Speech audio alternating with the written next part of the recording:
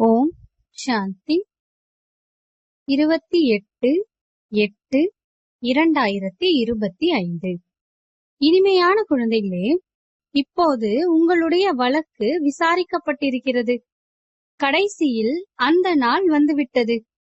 நீங்கள் இந்த புருஷோத்தம சங்கம யுகத்தில் உயர்ந்ததிலும் உயர்ந்த புருஷராக மாறிக்கொண்டிருக்கிறீர்கள்.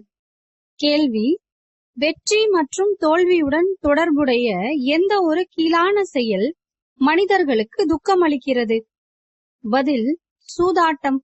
பல மனிதர்களுக்கு சூதாட்டம் விளையாடும் பழக்கம் இருக்கிறது. இது கீழான செயலாகும்.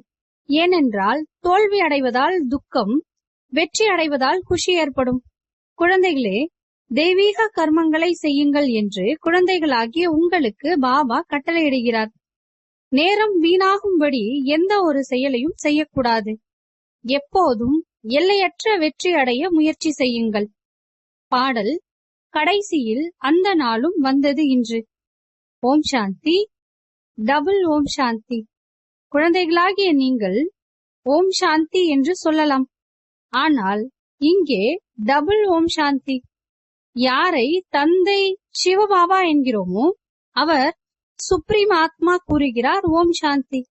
இரண்டாவதாக இந்த பிரம்மா தாதா கூறுகிறார் ஓம் சாந்தி. குழந்தைகளும் கூறுகின்றார்கள்.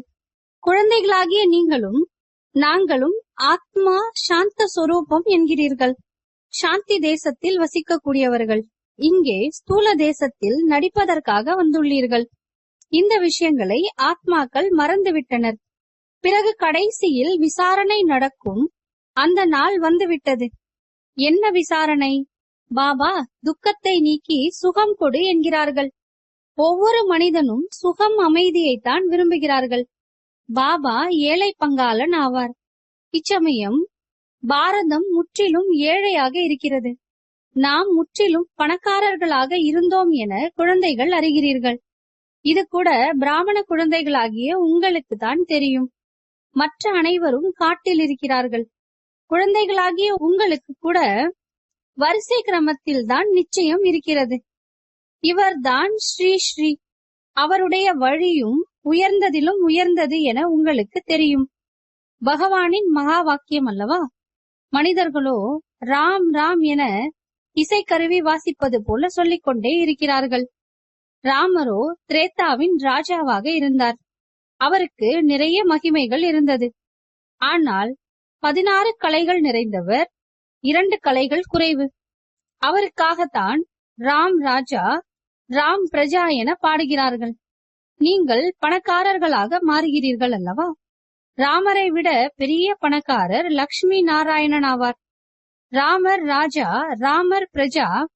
ராஜாவிற்கு வள்ளல் என கூறுகிறார்கள் அல்லவா?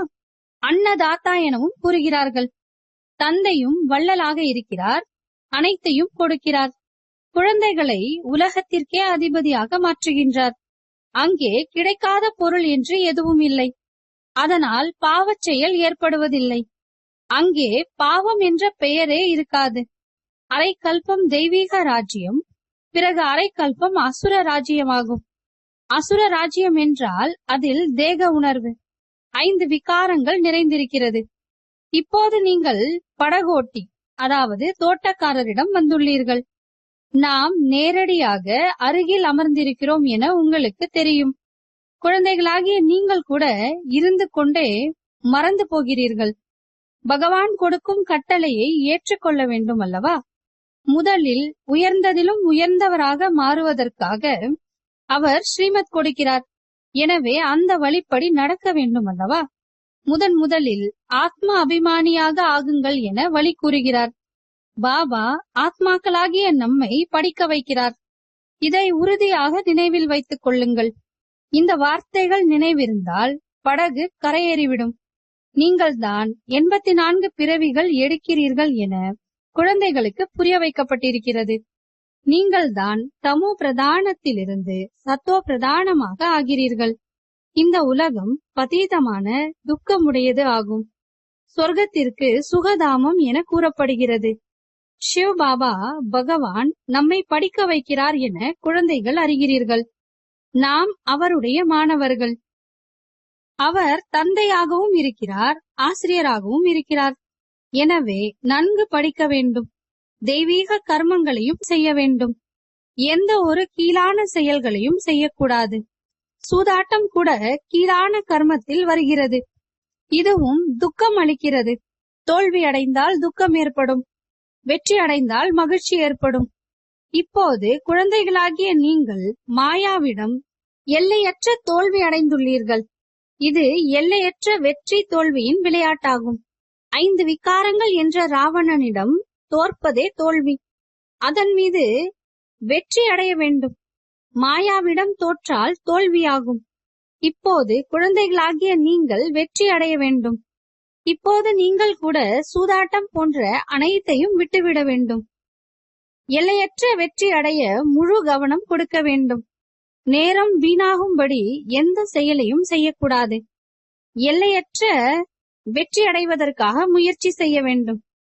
சேவிக்கக்கூடிய தந்தை சக்திசாலியாக இருக்கிறார். அவரே சர்வ சக்திவான் ஆவார்.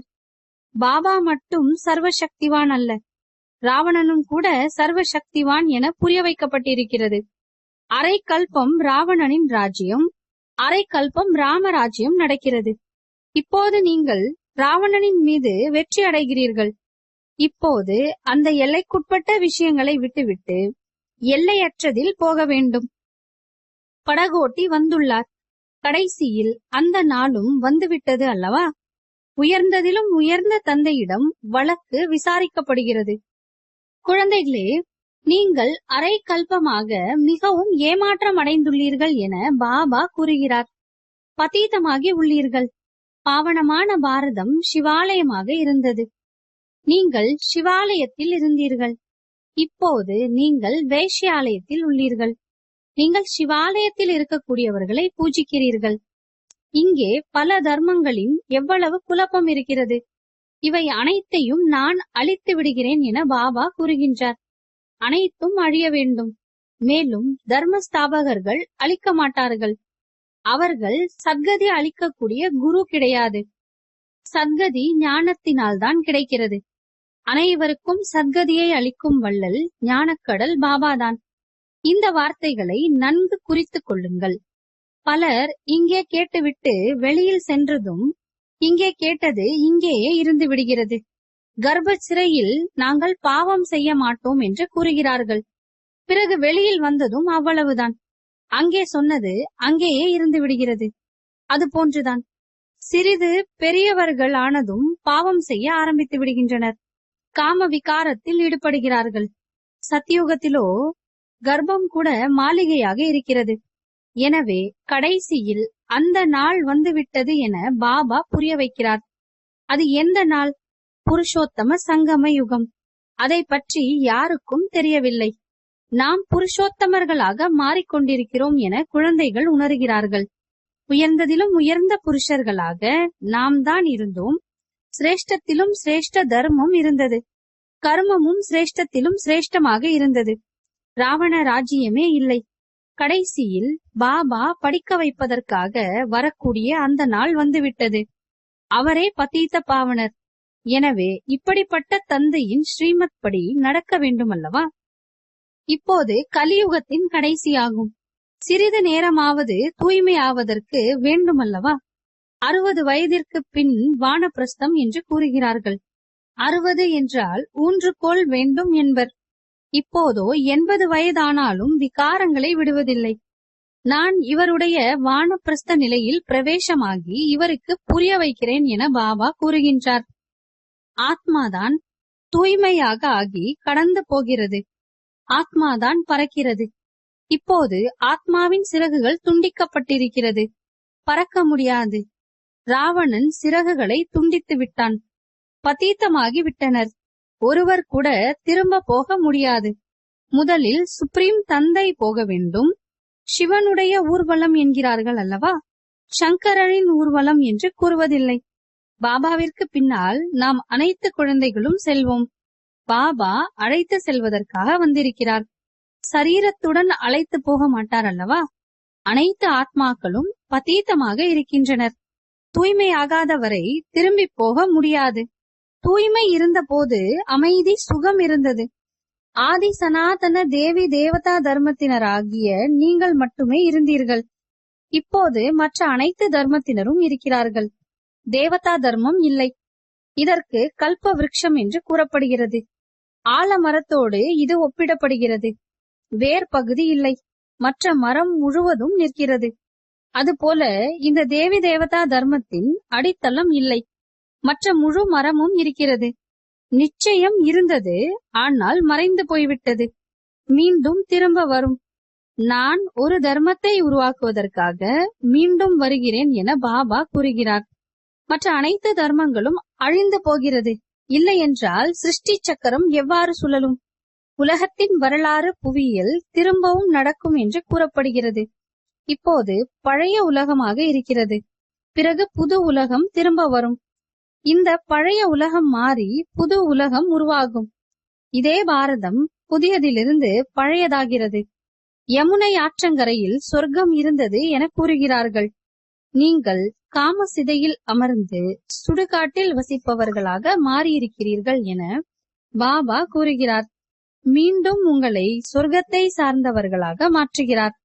ஸ்ரீ கிருஷ்ணரை சியாம் சுந்தர் என ஏன் கூறுகிறார்கள்? யாருடைய புத்தியிலும் இல்லை. பெயர் நன்றாக இருக்கிறது அல்லவா? ராதை மற்றும் கிருஷ்ணர், இவர்கள் புது உலகின் இளவரசன் இளவரசி. காமசிதையில் அமர்ந்ததால் கலியுகத்தில் இருக்கின்றனர் என பாபா கூறுகிறார். கடலின் குழந்தைகள் காமச்சிதையில் எரிந்து இறந்தனர் என பாடப்பட்டிருக்கிறது. இப்போது அனைவர் மீதும் பாபா ஞான மழை பொழிகிறார். பிறகு அனைவரும் சத்யுகத்திற்கு சென்று விடுவார்கள். இப்போது சங்கம யுகம் ஆகும். உங்களுக்கு அழிவற்ற ஞான ரத்தினங்களின் தானம் கிடைக்கிறது. இதனால் நீங்கள் பணக்காரர் ஆகிறீர்கள். இந்த ஒவ்வொரு ரத்தினமும் லட்சக்கணக்கான ரூபாய் ஆகும். அவர்களோ சாஸ்திரங்களின் வார்த்தைகளை லட்சக்கணக்கான ரூபாய் என நினைக்கிறார்கள். குழந்தைகளாகிய நீங்கள் இந்த படிப்பினால் பல கோடிகளுக்கு அதிபதியாக ஆகிறீர்கள். வருமானத்திற்கு மூலதனம் அல்லவா? ஞான ரத்தினங்களை நீங்கள் தாரணை செய்கிறீர்கள், பையை நிரப்புகிறீர்கள். பிறகு அவர்கள் சங்கரரை பார்த்து, ஓ பம் பம் மகாதேவ், பையை நிரப்புங்கள் என கூறுகிறார்கள். சங்கரரின் மீது எவ்வளவு குற்றம் சாட்டுகின்றனர். பிரம்மா மற்றும் விஷ்ணுவினுடைய நடிப்பு இங்கேதான். 84 பிறவிகள் விஷ்ணுவிற்கு என்று கூறுவார்கள், லட்சுமி நாராயணனுக்கு என்றும் கூறுவார்கள் என நீங்கள் அறிகிறீர்கள். நீங்கள் பிரம்மாவிற்கும் என்றும் கூட கூறுவீர்கள். சரி என்ன, தவறு என்ன, பிரம்மா மற்றும் விஷ்ணுவின் பாகம் என்ன என்பதை பாபா புரிய வைக்கிறார். நீங்கள் தேவதைகளாக இருந்தீர்கள், சக்கரத்தில் சுழன்று பிராமணனாகி இப்போது மீண்டும் தேவதையாகிறீர்கள். இங்கேதான் அனைத்து பாகமும் நடிக்கப்படுகிறது. வைகுண்டத்தின் விளையாட்டுகளை பார்க்கிறார்கள். இங்கே வைகுண்டம் கிடையாது. மீரா நடனமாடினார், அது அனைத்தும் காட்சிகள் என்பார்கள். எவ்வளவு அவருக்கு மரியாதை இருக்கிறது. காட்சி கிடைத்தது, கிருஷ்ணரோடு நடனமாடினார். அதனால் என்ன, சொர்க்கத்திற்கு போகவில்லை அல்லவா? கதி சத்கதி சங்கமத்தில் தான் கிடைக்கிறது. இந்த புருஷோத்தம சங்கம யுகத்தை நீங்கள் புரிந்து கொள்கிறீர்கள். இப்போது பாபா மூலமாக நாம் மனிதனிலிருந்து தேவதையாக மாறிக்கொண்டிருக்கிறோம். விராட்ட ரூபத்தின் ஞானம் கூட வேண்டுமல்லவா? சித்திரத்தை வைக்கிறார்கள், எதையும் புரிந்து கொள்வதில்லை. அக்காசுரன் பக்காசுரன் என்பது சங்கம யுகத்தின் பெயர்கள் ஆகும். பஸ்மாசூரன் கூட பெயராகும். காமசிதையில் அமர்ந்து பஸ்பமாகிவிட்டான். நான் அனைவரையும் மீண்டும் ஞான சிதையில் அமர வைத்து இப்போது அழைத்து செல்கிறேன் என பாபா கூறுகிறார். ஆத்மாக்கள் அனைவரும் சகோதரர்கள். இந்த சீன சகோதரர்கள், இந்த முஸ்லிம் சகோதரர்கள் என்று கூறுகிறார்கள். இப்போது சகோதரர்கள் கூட தங்களுக்குள் சண்டையிட்டுக் கொள்கிறார்கள். ஆத்மாதான் கர்மத்தை செய்கிறது அல்லவா? ஆத்மா ஷரீரத்தின் மூலமாக சண்டையிடுகிறது. ஆத்மாவில் தான் பாவம் சேர்கிறது. ஆகவே தான் பாவ ஆத்மா என்று கூறப்படுகிறது. பாபா எவ்வளவு அன்போடு புரிய வைக்கிறார். சிவபாபா மற்றும் பிரம்மா பாபா இருவருக்கும் குழந்தைகளே குழந்தைகளே என்று கூற உரிமை இருக்கிறது. பாபா தாதா மூலமாக, ஓ குழந்தைகளே, புரிந்திருக்கிறீர்கள் அல்லவா? ஆத்மாவாகிய நாம் இங்கே வந்து நடிக்கிறோம் என கூறுகின்றார். பிறகு கடைசியில் பாபா வந்து அனைவரையும் தூய்மையாக ஆக்கி உடன் அழைத்து செல்கிறார். தந்தைதான் வந்து ஞானம் அளிக்கிறார். இங்கேதான் வருகிறார். சிவ ஜெயந்தி கூட கொண்டாடுகிறார்கள். சிவ ஜெயந்திக்கு பிறகு கிருஷ்ண ஜெயந்தி வருகிறது. ஸ்ரீ கிருஷ்ணர் தான் பிறகு ஸ்ரீ நாராயணன் ஆகிறார். பிறகு சுழற்சியில் வந்து கடைசியில் கருப்பாக பத்தீத்தமாக ஆகிறார். பிறகு பாபா வந்து வெள்ளையாக மாற்றுகிறார். நீங்கள் பிராமணனில் இருந்து தேவதையாக ஆகிறீர்கள். பிறகு படியில் இறங்குவார்கள். இந்த 84 பிறவிகளின் கணக்கு வேறு யாருடைய புத்தியிலும் இல்லை. தந்தைதான் வந்து குழந்தைகளுக்கு புரிய வைக்கிறார். கடைசியில் பக்தர்களின் வழக்கு குறித்து கேட்கப்படுகிறது. பாடல் கூட கேட்டீர்கள் அல்லவா? ஓ பகவான், எங்களுக்கு பக்தியின் பலனை வந்து கொடுங்கள் என்று அழைக்கிறார்கள். பக்தி பலன் கொடுப்பதில்லை, பகவான் தான் பலனை கொடுக்கிறார். பக்தர்களை தேவதையாக மாற்றுகிறார். நீங்கள் நிறைய பக்தி செய்துள்ளீர்கள். முதலில் நீங்கள் தான் சிவனை பக்தி செய்தீர்கள். யார் நன்கு இந்த விஷயங்களை புரிந்து கொள்கிறார்களோ அவர்கள் நம்முடைய குலத்தவர் என நீங்கள் உணர்வீர்கள். யாருடைய புத்தியில் பதியவில்லையோ அவர்கள் நிறைய பக்தி செய்யவில்லை, கடைசியில் வந்துள்ளனர் என புரிந்து கொள்ளுங்கள். இங்கே கூட முதலில் வரமாட்டார்கள். இந்த கணக்கு இருக்கிறது. யார் நிறைய பக்தி செய்துள்ளனரோ அவர்களுக்கு நிறைய பலன் கிடைக்கும். குறைந்த பக்தி என்றால் குறைந்த பலன்தான். அவர்கள் சொர்க்கத்தின் சுகத்தை அனுபவிக்க முடியாது. ஏனென்றால் ஆரம்பத்தில் சிவனின் பக்தி குறைவாக தான் செய்துள்ளனர். இப்போது உங்களுடைய புத்தி வேலை செய்கிறது. பாபா பல்வேறு வழிமுறைகளை நிறைய புரிய வைக்கிறார். நல்லது. இனிமையிலும் இனிமையான காணாமல் போய் கண்டெடுக்கப்பட்ட செல்லமான குழந்தைகளுக்கு தாயும் தந்தையும் ஆகிய பாப் தாதாவின் அன்பு நினைவுகள் மற்றும் காலை வணக்கம். ஆன்மீக குழந்தைகளுக்கு ஆன்மீக தந்தையின் நமஸ்காரம். ஆன்மீக தந்தைக்கு ஆன்மீக குழந்தைகளின் அன்பு நினைவுகள் மற்றும் காலை வணக்கம், நமஸ்காரம். தாரணைக்கான முக்கிய சாரம். ஒவ்வொரு அழிவற்ற ஞான ரத்தினமும் பல கோடிக்கு சமமாகும். இதனால் தனது பையை நிரப்பிக்கொண்டு புத்தியில் பதிய வைத்த பிறகு தானம் செய்ய வேண்டும். ஸ்ரீ ஸ்ரீயின் சிரேஷ்டமான வழிப்படி முழுமையாக நடக்க வேண்டும். ஆத்மாவை தூய்மையாக மாற்றுவதற்காக ஆத்மா அபிமானி ஆவதற்கு முழுமையான முயற்சி செய்ய வேண்டும். வரதானம். அனைவருக்காகவும் சுப பாவனை மற்றும் சிரேஷ்ட பாவனையை தாரணை செய்யக்கூடிய அன்னப்பட்சியின் புத்தி கொண்ட தூய்மையான அன்னப்பறவை ஆகுங்கள். அன்னப்பறவையின் புத்தி என்பதன் அர்த்தம் சதா ஒவ்வொரு ஆத்மாவிற்காகவும் உயர்ந்த மற்றும் நன்மை பயக்கும் எண்ணங்களை உருவாக்குவது. முதலில் ஒவ்வொரு ஆத்மாவின் மனோநிலையை புரிந்து கொண்டு பிறகு தாரணை செய்வது. ஒருபோதும் புத்தியில் எந்த ஒரு ஆத்மாவிற்காகவும் அசுபமான மற்றும் சாதாரணமான எண்ணங்கள் கூடாது. சதா சுப பாவனை மற்றும் சிரேஷ்ட பாவனையை வைக்கக்கூடியவர்களே தூய்மையான அன்னப்பறவை. அவர்கள் எந்த ஒரு ஆத்மாவின் அமங்கலமான விஷயங்களை கேட்டாலும் பார்த்தாலும் கூட அதை நன்மை நிறைந்த உள்ளுணர்வின் மூலம் மாற்றி விடுவார்கள். அவர்களுடைய திருஷ்டி ஒவ்வொரு ஆத்மாவிற்காகவும் உயர்ந்ததாக தூய்மையான அன்பு கொண்டதாக இருக்கும்.